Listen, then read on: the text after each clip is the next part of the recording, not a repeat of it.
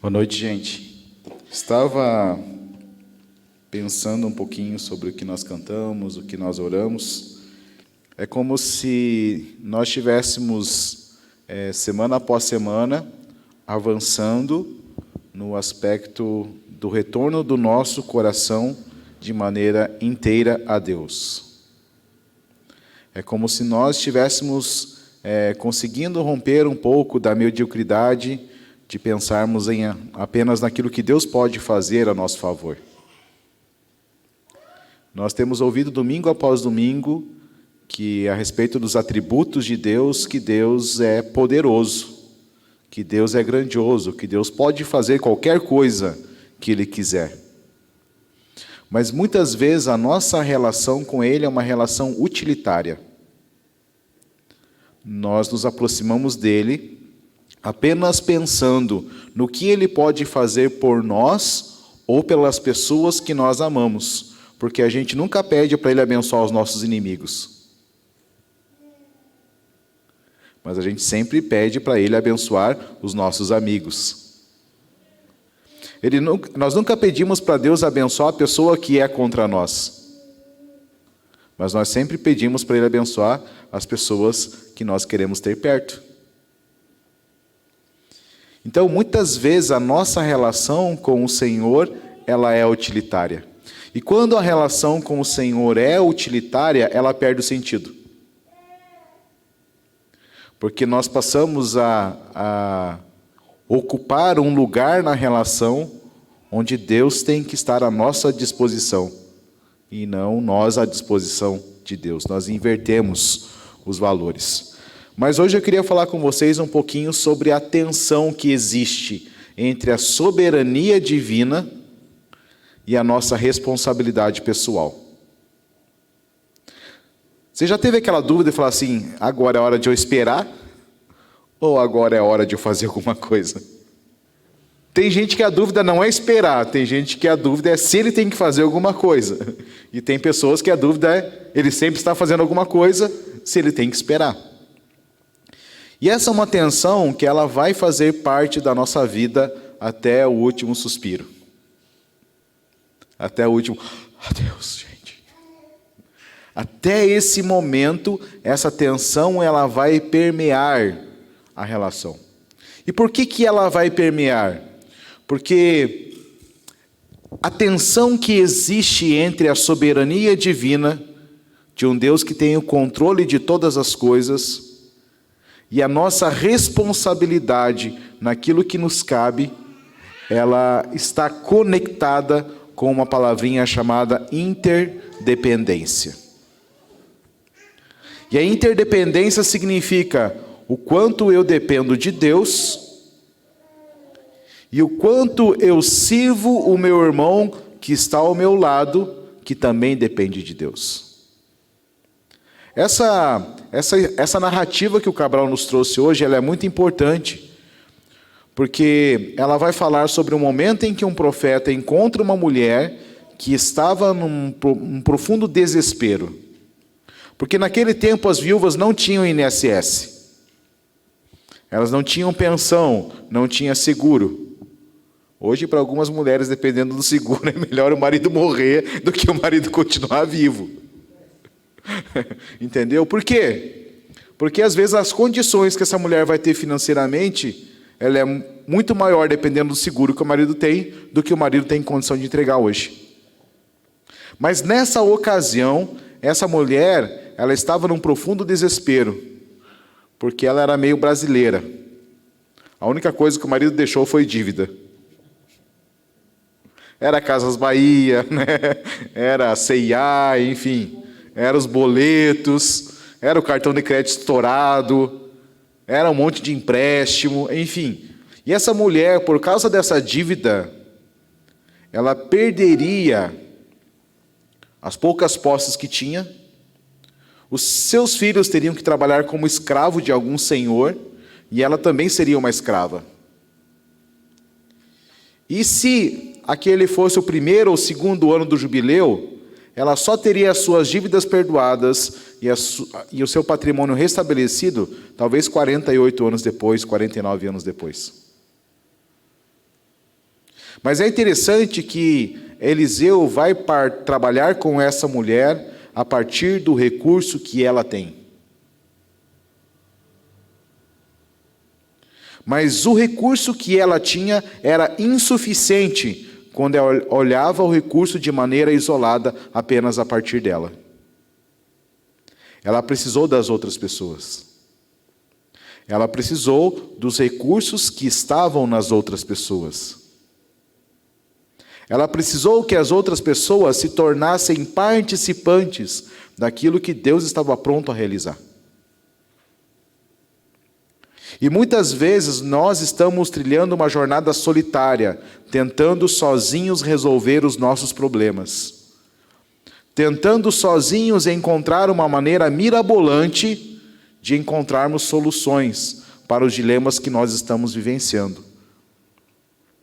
E quando nós tratamos a respeito da soberania divina, eu gostaria que você abrisse sua Bíblia em Deuteronômio, capítulo 29, versículo 29. Depois, Lucas, capítulo 12, versículo 42. Deuteronômio 29, 29. Lucas 12, 42. Deuteronômio vai dizer assim: as coisas ocultas pertencem ao Senhor.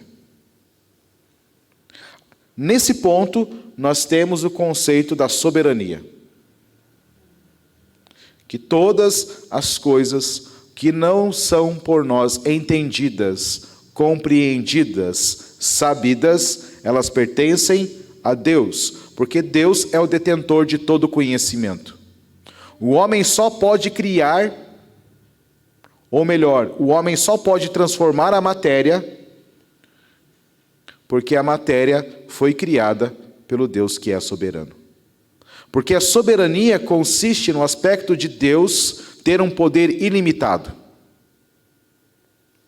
Ele não precisa de um recurso para trazer um recurso à existência, porque Ele é a origem de todos os recursos. Esse Deus que é soberano, além de ter o poder ilimitado, Ele tem um domínio territorial pleno. Salmos, deixa eu só lembrar da referência aqui, mas os Salmos 24, versículo 1 diz assim, que do Senhor é a terra, tudo o que nela existe e todos os que nela habitam. Então não há nenhum centímetro quadrado, nenhum milímetro quadrado na terra que não pertença a Deus. Não há nenhum ser vivente na terra que não pertença a Deus, porque Ele tem um domínio territorial pleno.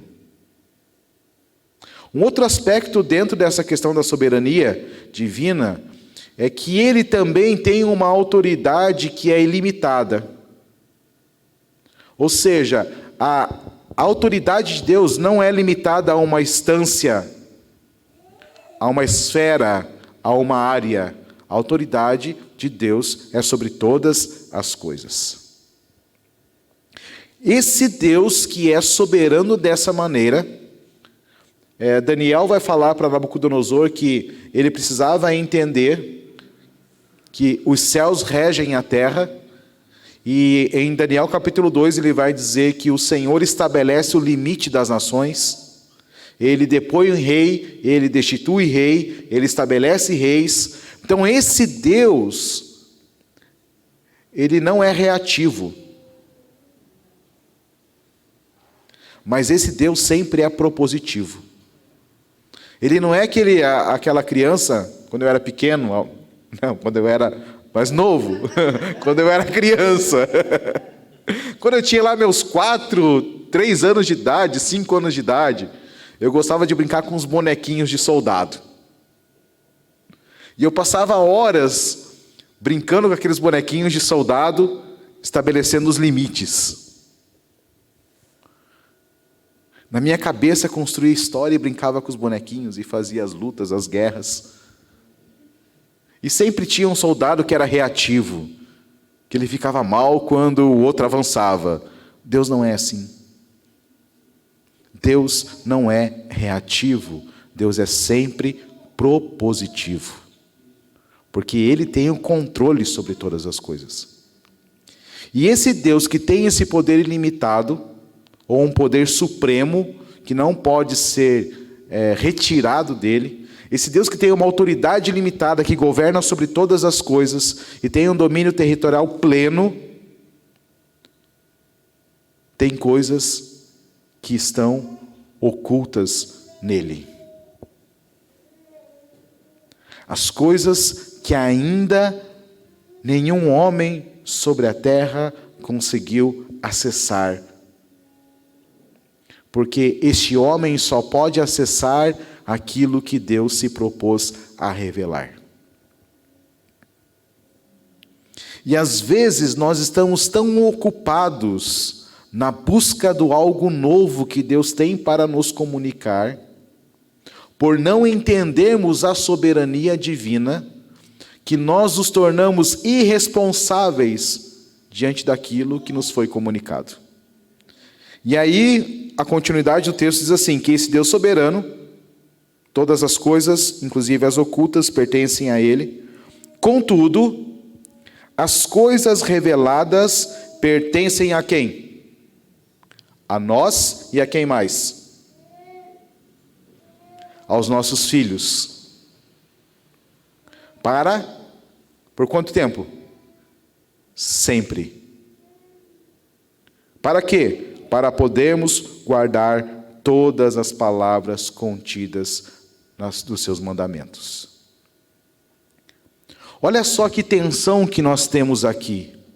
Porque esse Deus que é soberano faz coisas, realiza coisas na história que estão muito além da nossa capacidade de entender. Nós nunca vamos conseguir compreender Deus. Porque Deus sempre vai ser maior do que qualquer capacidade de construção de pensamento. Deus não é alguém que você explica por meio da filosofia. Deus não é alguém que você explica por meio da teologia. Deus não é alguém que você explica por meio da ciência. Mas Deus é alguém que se conhece. Ontem, numa visita, juntamente com Cabral, me veio muito esse contexto em que Jó, o testemunho de Deus a respeito de Jó, era que Jó era um homem íntegro, era um homem justo. Mas o entendimento que Jó tem, no capítulo 42, quando ele diz assim, antes eu te conhecia de ouvir falar. Mas agora eu te conheço de contigo andar. Olha só que lindo.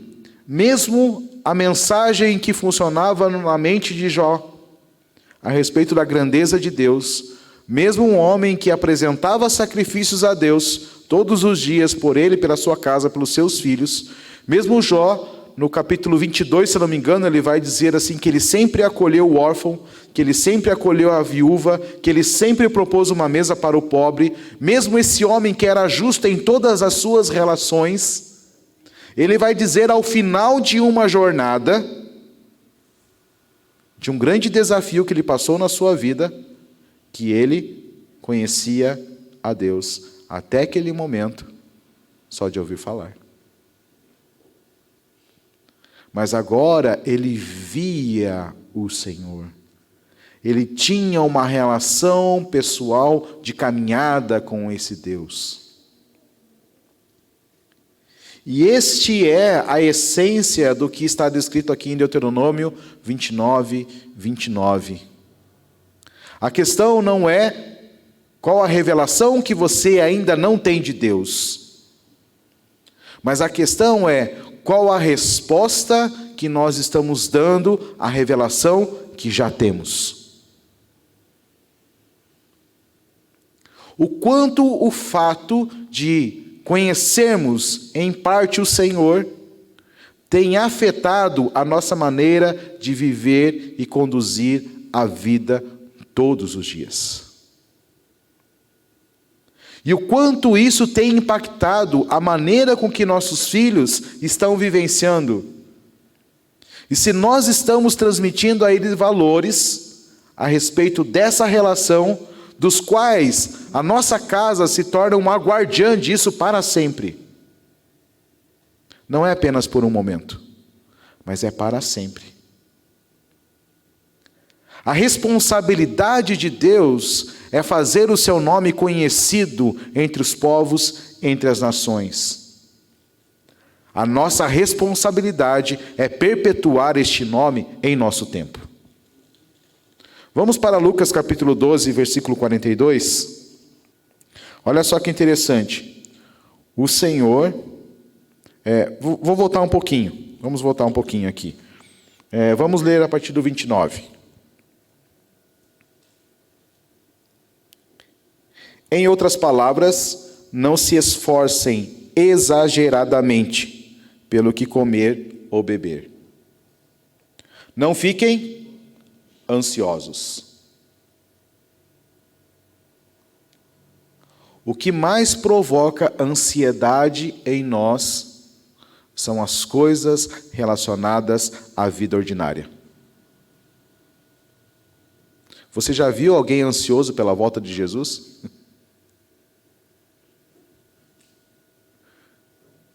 Pode ser que exista alguém em algum momento da vida, bate aquela ansiedade que você sai pregando para todo mundo porque você quer que ele volte rápido. Mas isso às vezes é como uma névoa, né? Que logo se dissipa e vai embora. Mas a todos os dias nós estamos ansiosos pelo que comer ou pelo que beber. E quer seja você um excelente administrador das suas finanças, ou não, nós vamos ter que aprender a lidar com a ansiedade da necessidade, do dia de amanhã. Mas ele continua dizendo, porque as nações pagãs do mundo colocam o coração nestas coisas. Deus sabe o que nós precisamos? Sim. Deus sabe que amanhã o Albano tem um boleto para pagar? Sabe, top, né? Deus sabe. Mas ele diz que o coração daquele que é pagão está nessas coisas.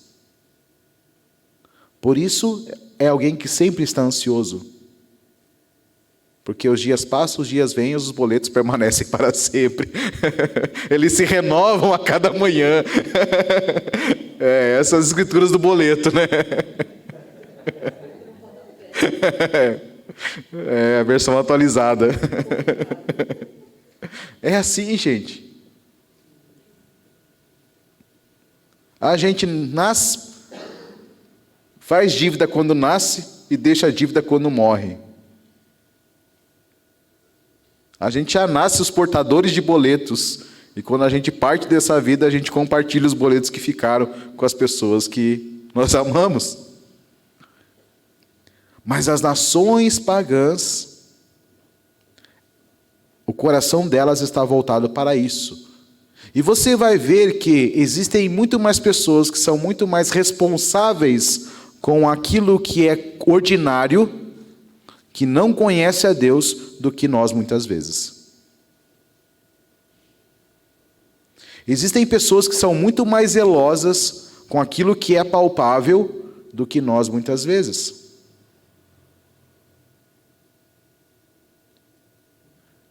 Nós muitas vezes não valorizamos aquilo que Deus está nos concedendo. Nós tratamos de maneira relaxosa, relapsa. Nós não cuidamos das coisas. E não é cuidar porque estamos tão apegados àquele cara que está tão apegado que não larga. Não, mas nós não cuidamos porque muitas vezes estamos sendo maus administradores. E aqui nesse contexto, ele continua dizendo que Deus sabe que precisamos dessas coisas. Mas ao invés de debruçar o coração sobre estas coisas, busquem primeiro o reino de Deus, e todas essas coisas também lhes serão dadas. E aí na nossa cabeça a gente pensa, nossa, então quer dizer que basta eu orar dia e noite, cantar os 500 graus de fogo santo puro e poder, fazer jejum, não pecar, não falar palavrão, não fazer nada de errado. Basta eu pegar um prato de comida e sair alimentando os pobres todos os dias, os necessitados todos os dias, que algo vai cair do céu todo dia. Todo dia você vai acordar de manhã e vai ter lá 50 mil reais na sua conta para você gastar durante o dia. Mas nós nos esquecemos que todos os dias nós recebemos um depósito,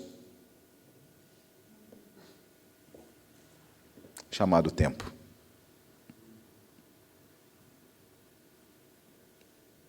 Só que nós desperdiçamos o tempo colocando um esforço em algo que, se nós entendermos a dinâmica do reino de Deus, não quer dizer que nós vamos deitar num berço esplêndido e passar o dia todo assistindo Netflix. Mas quer dizer que o meu tempo vai estar sendo dedicado a algo que é muito mais virtuoso, muito mais valoroso. E aqui ele está dizendo isso, olha, essas coisas estão acessíveis a você, porque elas são parte, componente do quê? Do reino de Deus. Por que são partes componentes do reino de Deus? Porque tudo que há na terra pertence a quem? A Deus. Todos os que nela habitam pertencem a quem? A Deus. Quer você sirva a Deus ou não. Não é uma escolha. Essa é uma escolha que nós não fazemos. E ele continua dizendo, olha, não tenham medo, pequeno rebanho, pois o Senhor decidiu lhes dar o reino.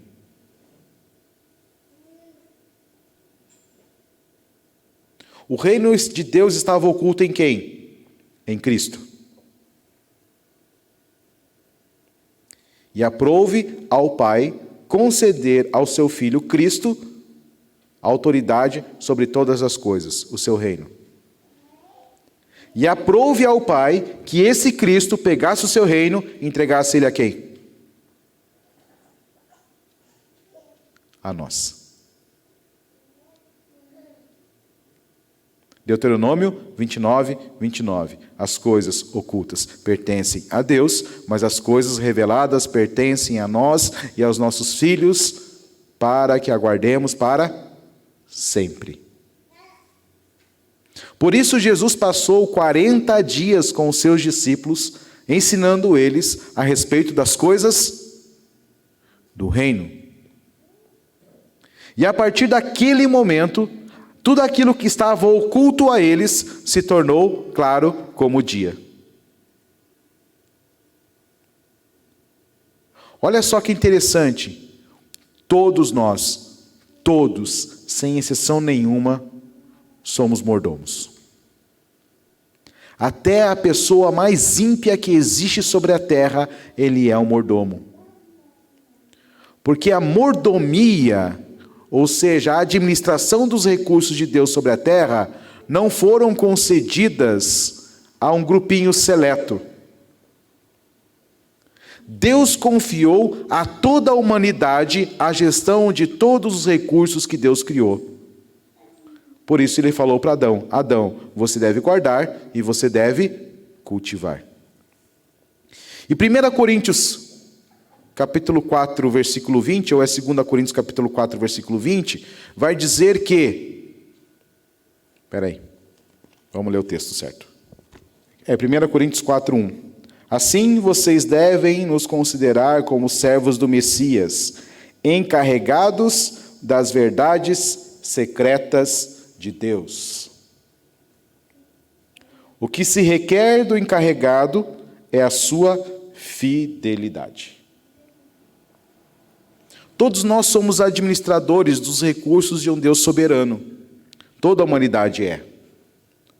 A questão é se na maneira que nós estamos lidando com essas coisas ordinárias, nós estamos sendo fiéis a Deus ou não. Não é apenas se a sua conta está azul. Não é apenas se a sua empresa está prosperando. A questão é se na medida que Deus confiou a você, você está sendo fiel a Ele. E nós vamos ver que Adão, ele tinha um encontro pessoal com o Cristo todos os dias no entardecer. Todos os dias, ao final da tarde, Adão ia prestar conta. E acessar um novo conhecimento. Era um encontro marcado. Só que com a encarnação de Cristo, ele falou que um dos nomes que ele carregava era Emanuel, que significa Deus conosco. A pergunta é, para que eu pudesse conversar com Jesus, eu tinha que ir ao encontro dele. Mas agora, esse encontro não acontecia uma vez ele se apresentava no final da tarde, porque ele estava andando entre os homens. Em João capítulo 14, ele vai dizer que eu estou subindo para o Pai, mas fiquem tranquilos, eu não vou deixar vocês órfãos, porque o nome que ele carregava era Emanuel, Deus conosco. E ele diz que o Pai enviará outro Consolador, que estará com vocês por quanto tempo?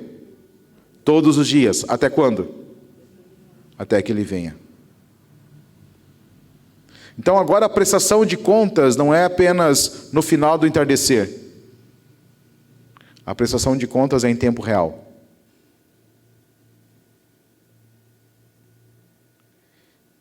E aí, quando nós voltamos para Lucas capítulo 12, a narrativa fala que Jesus estava confiando aos seus discípulos um reino. Qual reino? O reino do Pai. E olha o que ele continua dizendo. Vendam o que possuem e façam justiça. Confeccionem para vocês bolsas que não se desgastam. Olha aí, ó. Isso que é um produto excelente, né? Riqueza no céu que não se acaba, onde nenhum ladrão se aproxima e nenhuma traça destrói. Pois onde estiver sua riqueza, ali também estará o seu coração.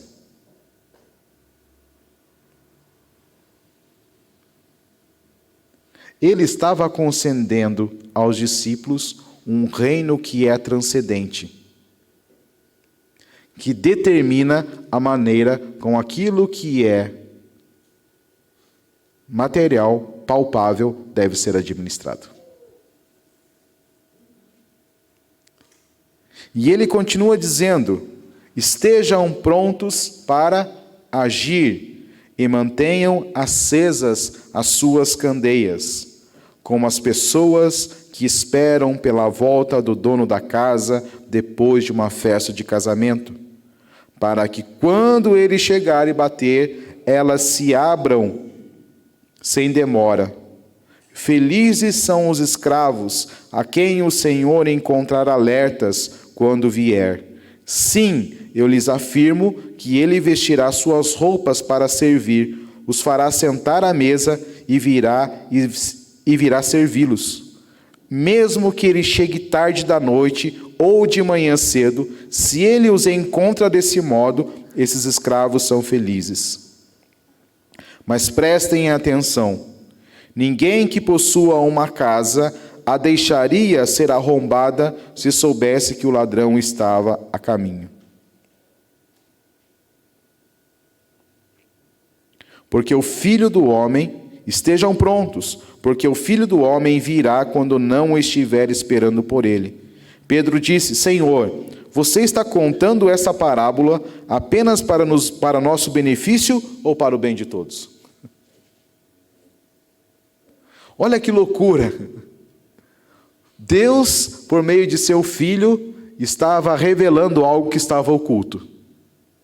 Estava concedendo a eles a administração do propósito eterno de Deus sobre a terra, chamado Reino de Deus.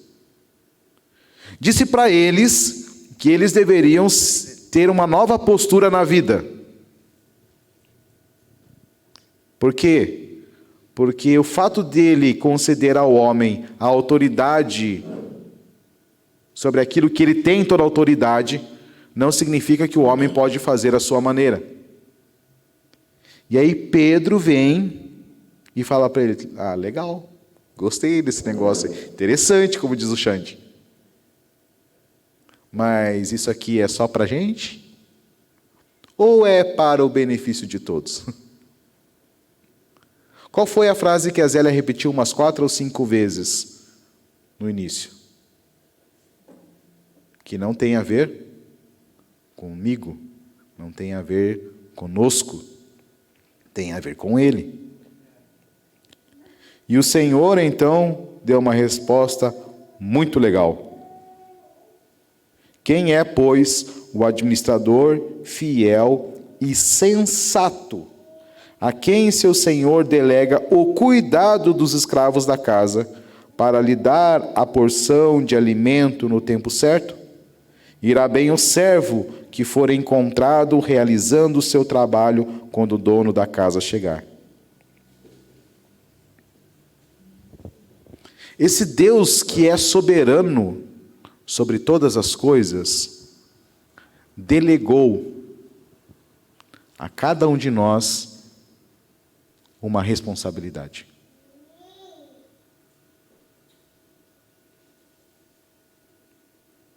Esse Deus que deu forma ao cosmos,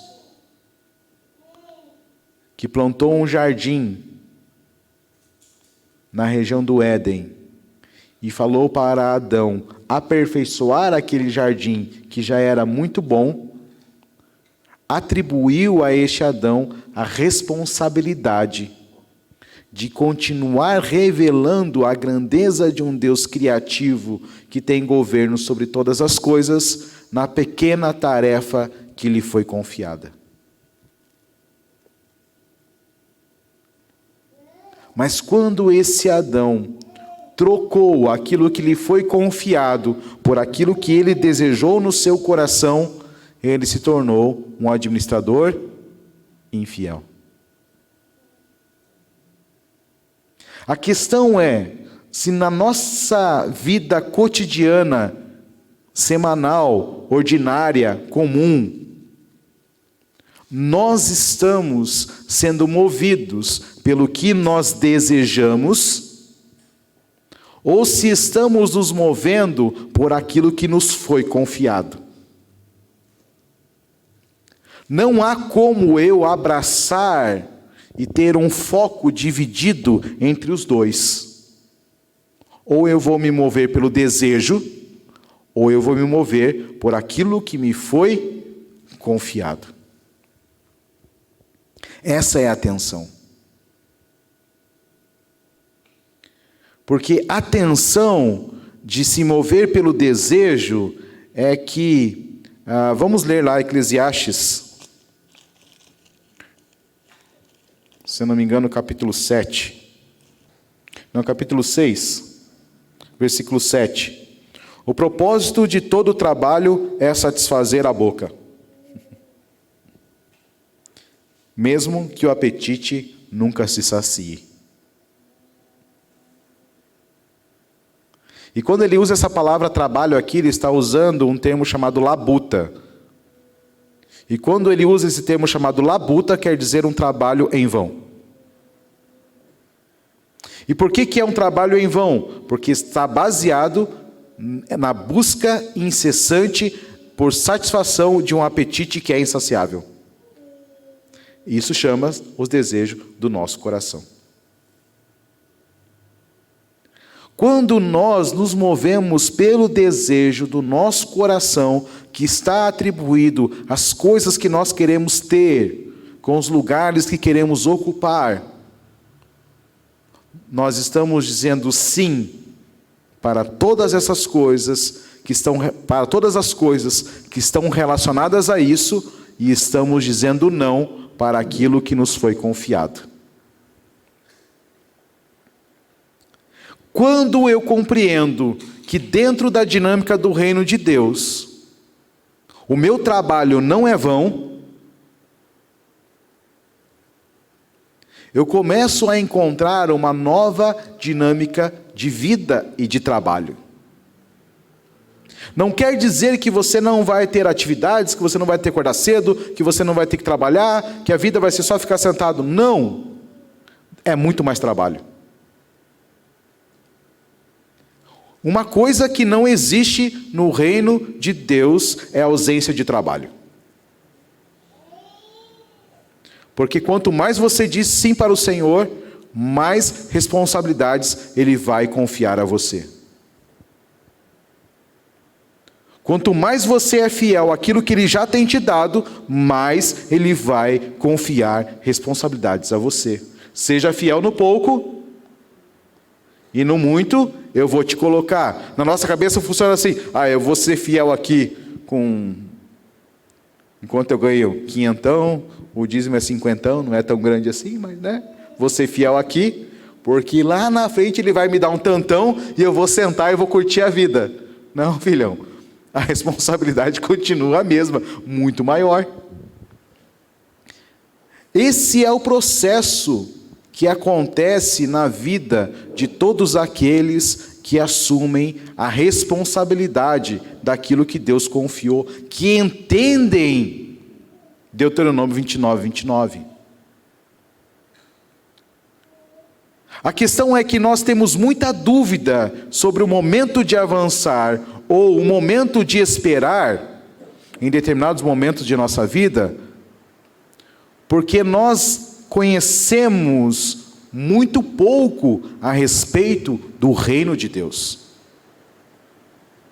E conhecemos muito pouco a respeito do reino de Deus, porque conhecemos muito pouco a respeito do Deus do reino.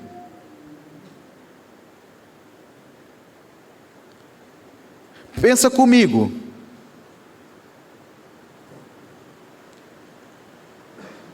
Se Jesus tinha dúvida do que Ele tinha que fazer todos os dias,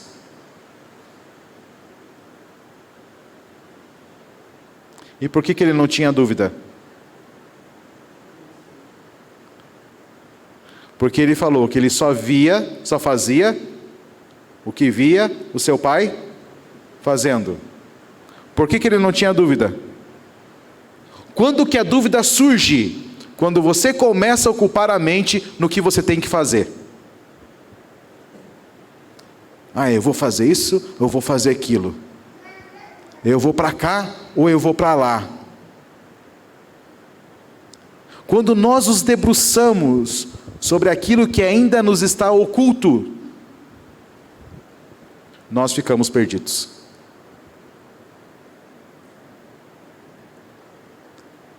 Porque eu tiro o olhar do lugar que Deus está fazendo as coisas, e eu começo a olhar para aquilo que eu tenho que fazer.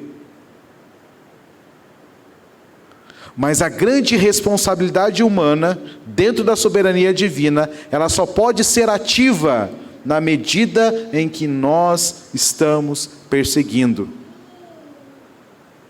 o nosso olhar voltado para aquilo que Deus está fazendo.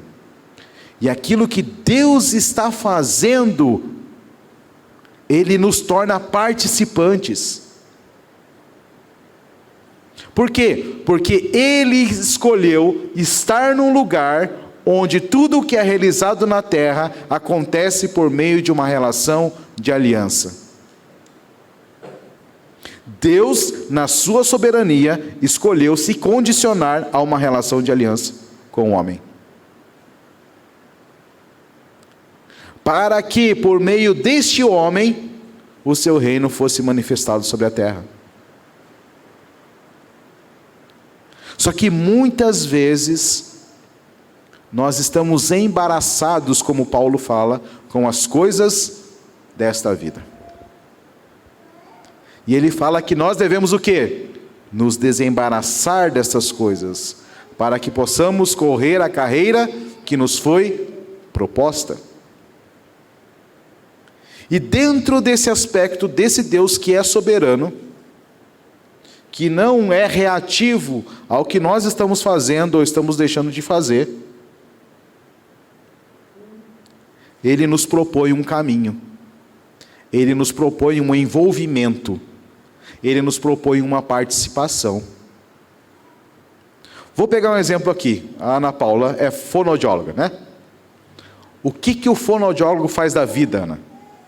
Isso, ajuda a reabilitar a fala. E por que é importante reabilitar a fala?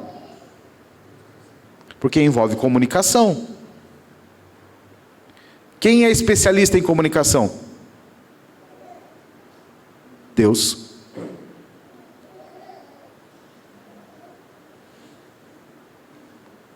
Você é enfermeira, não é? O que a enfermeira faz? Cura os machucados, né? Dá umas injeções de vez em quando. Quem que é especialista em curar nossas feridas? Deus. O Cabral é engenheiro. O engenheiro que toma choque, né?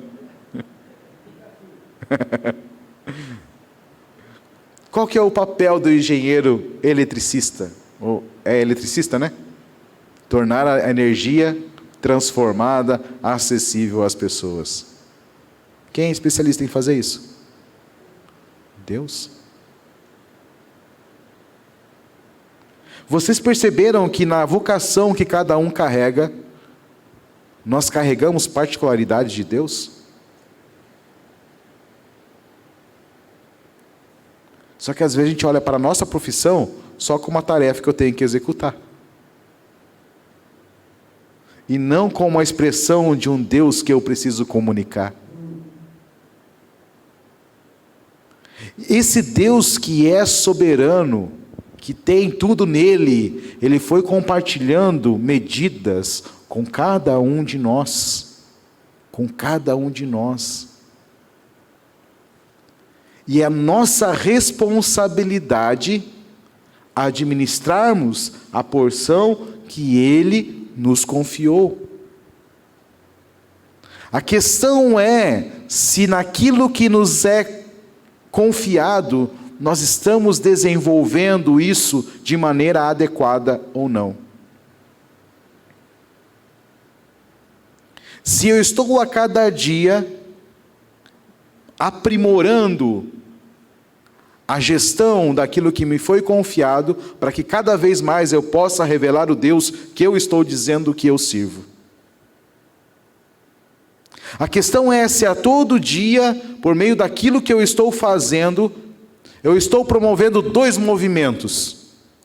Um movimento de retorno a Deus, de sujeitar todas as coisas que estão na minha administração a Deus, para que a partir deste lugar em Deus, aquilo que Ele me confiou possa ser aperfeiçoado, para que Ele seja revelado.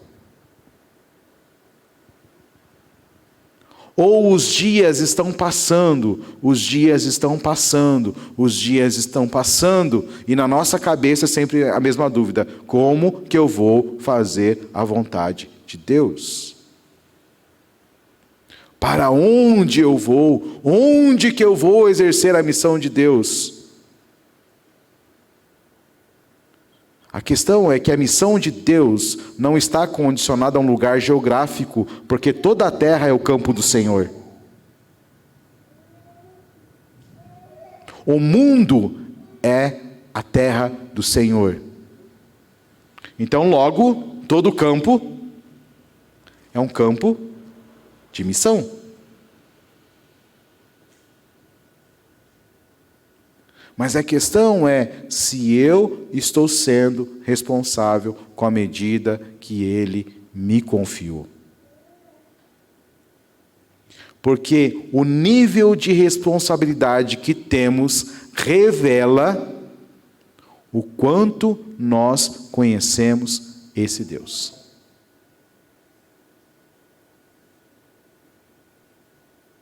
E o quanto nós conhecemos a respeito desse Deus, determina o que nós vamos comunicar para as outras pessoas a respeito do Deus que nós servimos. Então, nesse contexto que nós estamos hoje, social, econômico, o que tem de fato ocupado o nosso coração? Todas as vezes que eu deixo o lugar que eu tenho que estar, que Deus designou que lá eu permanecesse, todas as vezes que eu deixo de estar desenvolvendo aquilo que Deus me confiou, eu vou ficar sobrecarregado para correr atrás daquilo que eu preciso. Mas todas as vezes que eu estou posicionado no lugar onde Deus chamou para você para estar, desenvolvendo a vocação que o Senhor lhe concedeu para desenvolver sobre a terra, neste lugar, onde você está sujeitando todas as coisas que Deus lhe deu a Ele mesmo, neste lugar você experimenta a realidade de um reino que não está limitado ao que nós fazemos.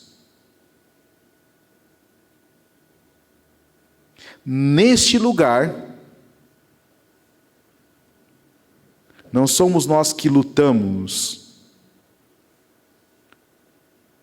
mas neste lugar é onde nós estamos sujeitando todas as coisas a Deus. Neste lugar, nós somos aquele que recebe uma ordem dizendo: fale com seus vizinhos e traga vasilhas. E neste lugar você pode ser o vizinho que vai conceder as vasilhas. Não importa de qual lado você está. O que importa é que ambos vão ver o Senhor realizando as suas obras. E quanto mais nós permanecemos neste lugar, mais trabalho vamos ter. Só que qual que é a diferença? A diferença é que na labuta, no trabalho improdutivo, no trabalho cansativo, exaustivo, tudo é em vão, porque o nosso apetite é insaciável.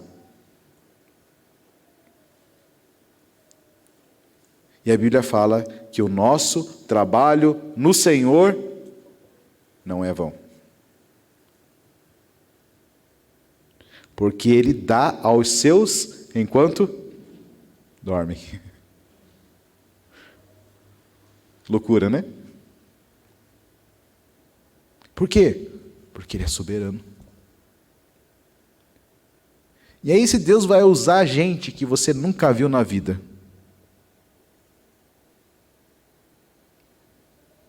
para lhe dar aquilo que você precisa. Não porque você ficou sem fazer nada, mas porque você entendeu para quem você estava trabalhando. A questão é se entendemos para quem estamos trabalhando.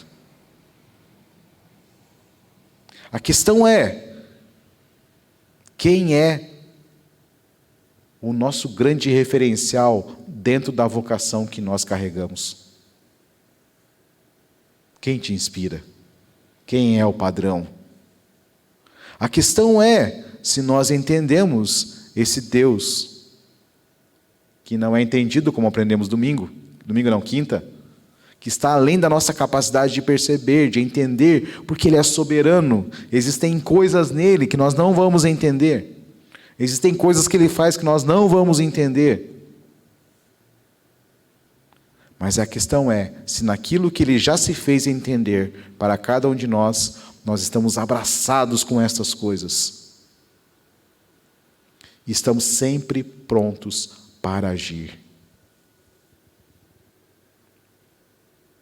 Esperar não tem a ver com ficar sentado esperando a banda passar, o parquinho pegar fogo. Esperar significa estar pronto para agir no momento oportuno. Por quê? Porque somos responsáveis com aquilo que Deus confiou. Olha só, Gênesis vai dizer que Deus deu à humanidade a capacidade de ser fértil.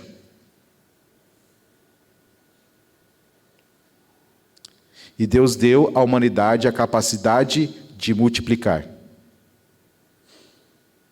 A fertilidade é o potencial. Mas para que haja multiplicação é preciso o quê? Uma ação. Talvez enquanto você está esperando alguma coisa acontecer, e talvez já esteja há anos esperando alguma coisa acontecer, talvez a coisa ainda não aconteceu, porque você não deu o passo que deveria ter dado quando Deus lhe disse algo.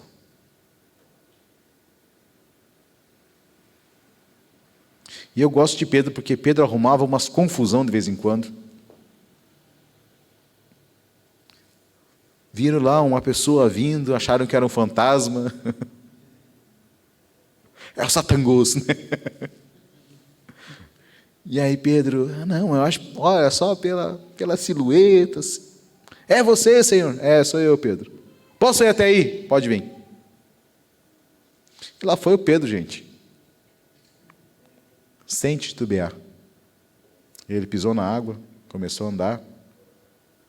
E enquanto ele estava olhando para o Senhor, nada era impossível. Mas quando ele olhou para si, o que aconteceu? Começou a afundar.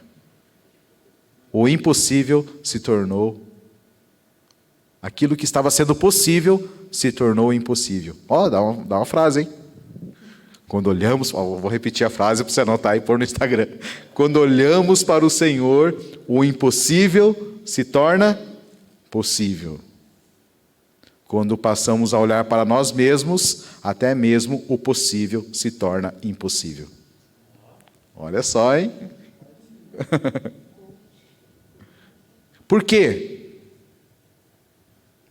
Porque sem Ele, nada podemos fazer. Essa é a soberania de Deus. Nada pode ser feito sem Ele. E nada acontece sem que Ele autorize.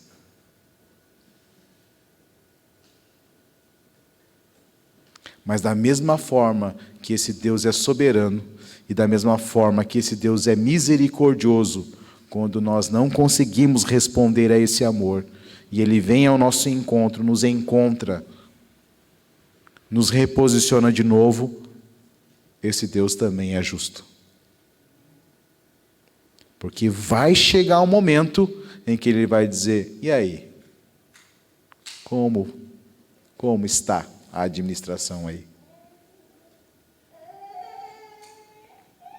Por isso, em Lucas capítulo 12, ele vai dizer, mantenham a chama acesa. Por isso, em Lucas, ele vai dizer, olha, prestem atenção. Por isso, em Lucas, ele vai dizer, eu estou confiando a vocês um reino e tudo que nele há. Por isso, em Lucas, está dizendo, olha, eu espero que vocês sejam encontrados entre aqueles que são fiéis. Nós podemos ter a nossa gestão financeira impecável, mas podemos estar sendo chamados por Deus de infiéis. Nós podemos ser um excelente profissional na vocação que Deus nos chamou, mas podemos ser chamados de infiéis. Podemos ser excelentes ministros da palavra, podemos ser excelentes ministros da música, mas podemos ser chamados de infiéis. Porque Deus não olha, em primeiro momento, a performance. Deus olha a relação. Se Deus olhasse a performance, aqueles que falaram assim, em teu nome a gente expulsou o demônio lá, o demônio saiu, em teu nome a gente colocou a mão sobre os enfermos foram curados, a gente aprendeu como é que funciona o negócio aí. Se fosse performance, ele dizia, beleza, pode vir que vocês são bons mesmo. Mas o que ele fala? Apartem-se de mim, porque eu não vos conheço. Se Deus não os conhecia, logo eles não conheciam Deus.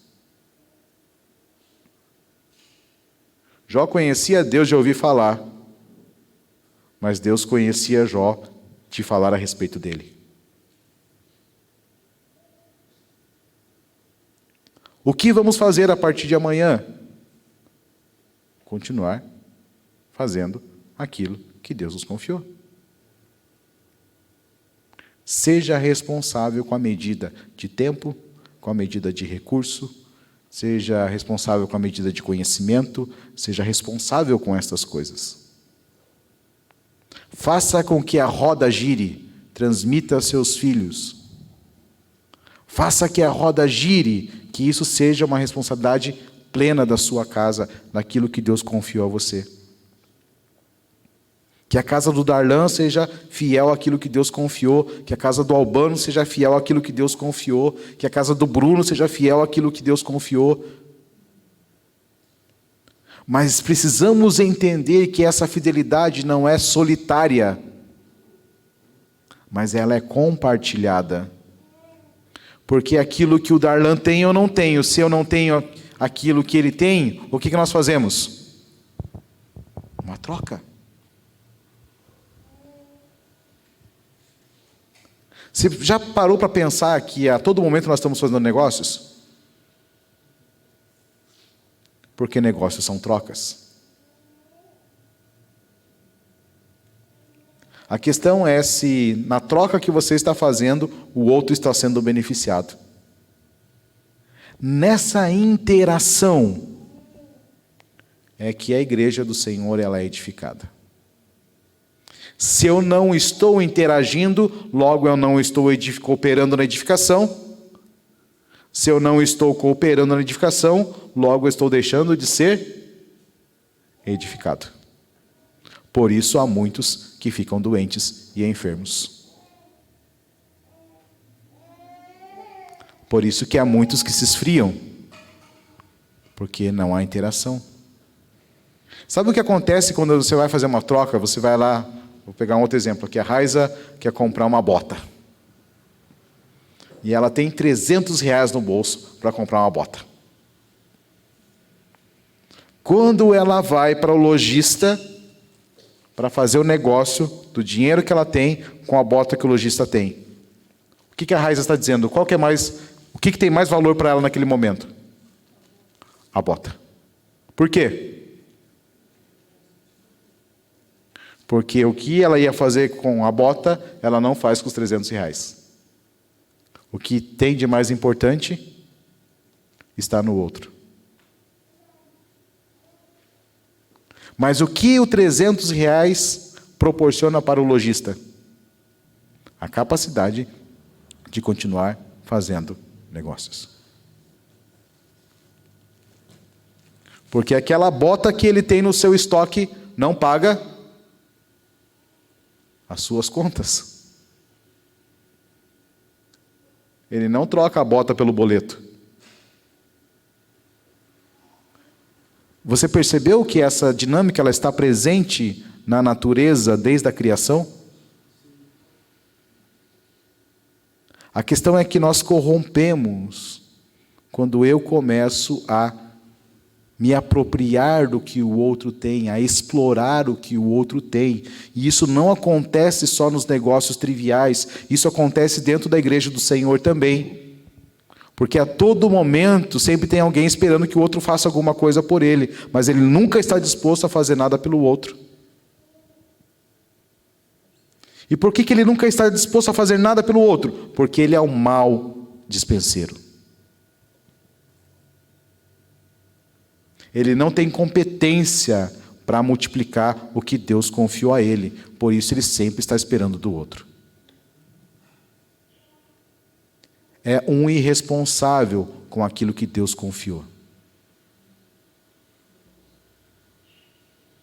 E aí nesse processo, ele vai negando o Deus que ele diz servir. Porque ele está fazendo o oposto daquilo que o Deus que ele serve, que ele diz servir, está fazendo. Então, se nós queremos comunicar Deus por meio daquilo que estamos vivenciando, desfrutando como comunidade de fé, isso vai impactar diretamente a maneira que vamos viver 24 horas do dia. Porque a gente pode chegar aqui, ter um clima legal, a gente cantar, Deus visitar, podemos ouvir uma palavra não tão agradável, mas, né? Ou podemos ouvir uma palavra motivadora, podemos voltar para casa, mas lá continuar negando o DNA da missão que pertencemos. Porque ao invés de eu ser aquele que tem dentro de si impregnado a capacidade de mobilizar outros, eu sou aquele que está esperando alguém tirar ele do lugar onde ele está parado há muitos anos. E enquanto isso, o reino de Deus está em movimento. Enquanto isso, o reino de Deus está em cumprimento, dia após dia. Se nós conseguirmos transicionar isso para uma vida, nós vamos ver o Senhor fazendo grandes coisas. Nós vamos ver coisas impossíveis acontecendo nos lugares onde nós estamos. Por quê? Porque seremos pessoas de fé. E se a sua fé é do tamanho de um grão de mostarda, você transporta um monte de um lugar para o outro.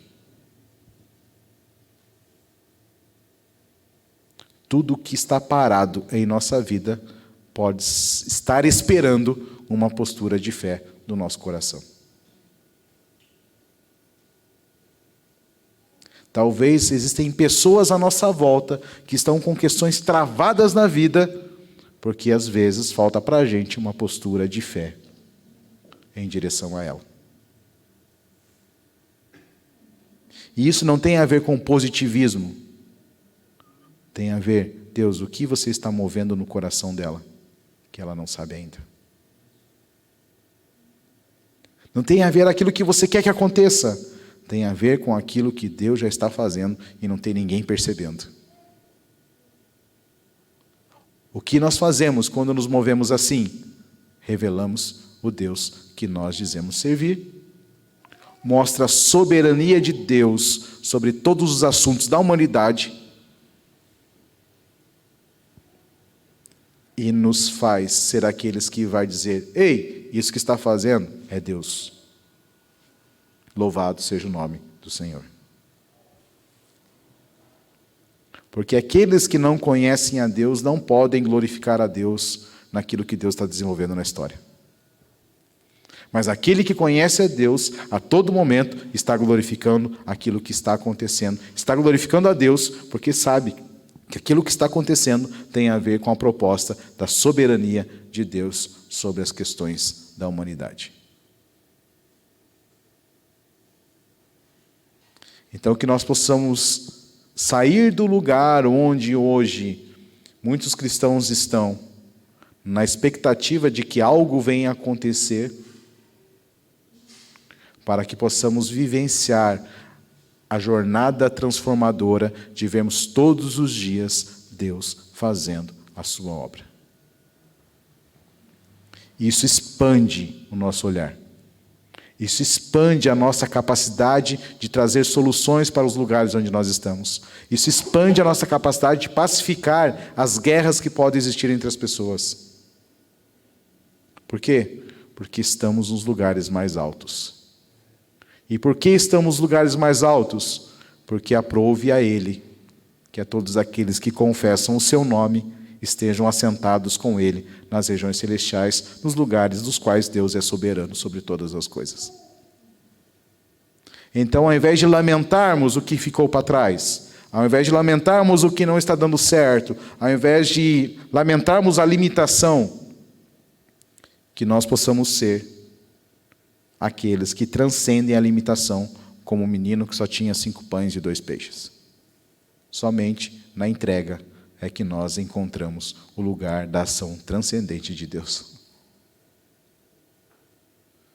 E por que a gente não vai ter medo de entregar? Porque sabemos que Deus é soberano. Por que temos dificuldade de entregar? Porque às vezes o nosso desejo está expresso naquilo que nós não queremos entregar. Vamos fechar nossos olhos? Você vai ficar de pé.